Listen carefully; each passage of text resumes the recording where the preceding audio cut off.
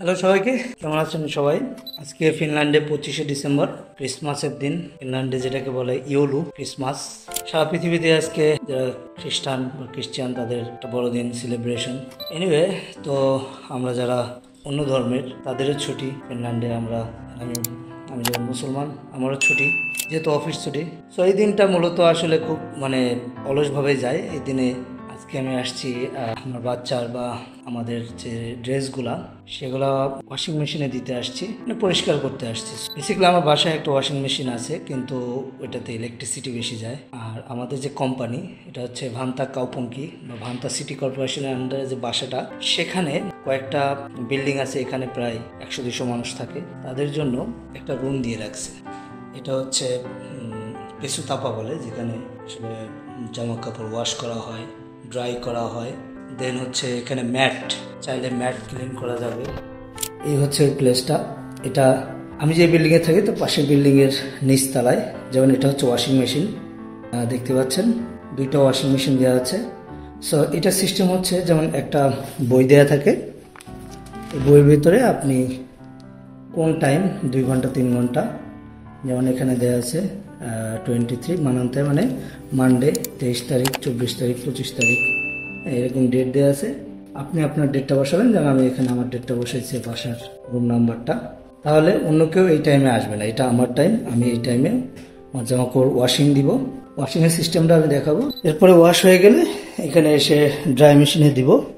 এটা dry machine, কেউ চাইলে লন্ড্রিও করতে পারে এখানে। সো এটা সম্পূর্ণ ফ্রি। যারা এই হাউজিং কোম্পানির আন্ডারে বাসা নিছে তাদের জন্য এটা সম্পূর্ণ ফ্রি। একটু ডার্ক হবে, কারণ আমি এখন একটা রুমে যাচ্ছি, সেটা হচ্ছে এটাকে বলে ড্রাই রুম। হ্যাঁ, এই মেশিনটা অন করলে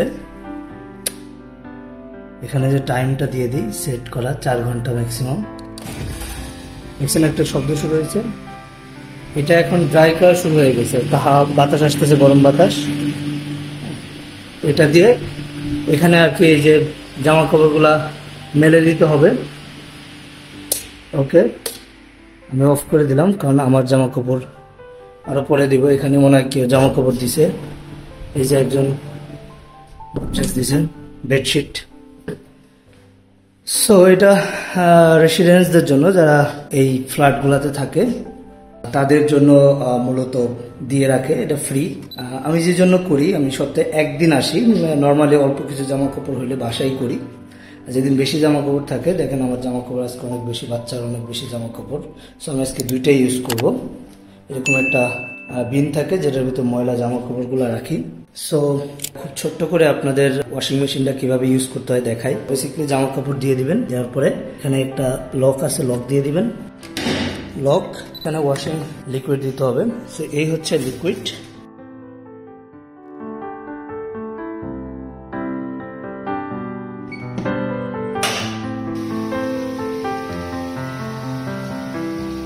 দেখেন 44 মিনিট মেশিনটা চলবে, তারপর বন্ধ হয়ে যাবে। এটা যেটা হয়, ইলেকট্রিসিটি সেভ হয়। যেমন পানি সেভ হয়। বাসায় যদি আমি করি, আমার ইলেকট্রিসিটি লাগবে, পানি যাবে। সো ওই জিনিসটা এখানে হচ্ছে না, এটা ফ্রি।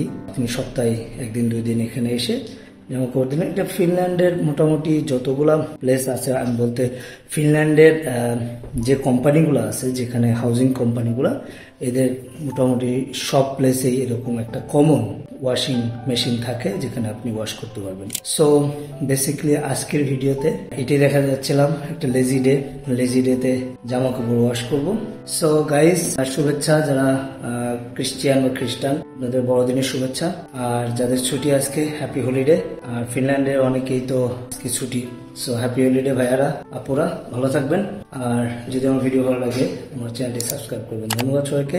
সালামু আলাইকুম।